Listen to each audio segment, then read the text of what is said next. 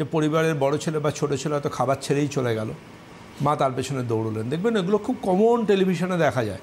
আমি এই কারণে বলতে পারি যে আমি প্রচুর, আমার শুটিং ফ্লোর ছিল প্রচুর, পাশাপাশি ফ্লোরে শুটিং হতো, সেখান থেকে আমি অনেক দেখেছি এবং অনেক টিভি সিরিয়ালে আমার গেস্ট অ্যাপিয়ারেন্স হয়েছে, প্রচুর টিভি সিরিয়ালে। তো আলটিমেটলি আমি সিনেমাতেও অভিনয় করেছি, গেস্ট অ্যাপিয়ারেন্স অবশ্যই, এবং সেখানেও ডাক্তার দেবব্রত সেন হিসেবে। এবং আমি আমার নামের পরিবর্তন বা পেশার পরিবর্তন করতে চাইনি, কোনো একজন জনপ্রিয় প্রথম শ্রেণীর অভিনেত্রীর চিকিৎসক হিসেবে আমি সেখানে গেছিলাম। কিন্তু সবচেয়ে ওখানে ওটা কোনো অভিনয়, ওখানে আমি জীবন দর্শনের কথাই বলেছি, আয়ুর্বেদ চিকিৎসার কথা বলেছি, সেখানেও আমি আয়ুর্বেদ চিকিৎসা নিয়ে কথা বলেছি।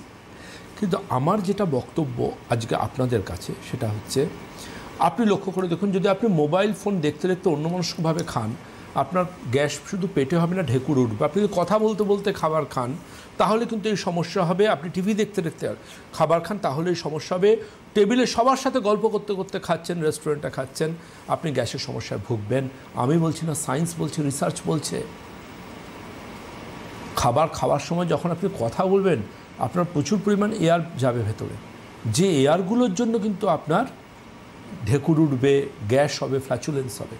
অনেকে দেখবেন কোল্ড ড্রিঙ্কস খান, কোল্ড ড্রিঙ্কস দুরকমভাবে গ্যাস হয়। কীভাবে কোল্ড ড্রিঙ্কসের দুরকমভাবে গ্যাস হয়? কোল্ড ড্রিঙ্কস খেলে গ্যাস হয় কীভাবে, আসবো আলোচনায়, কেউ আছেন?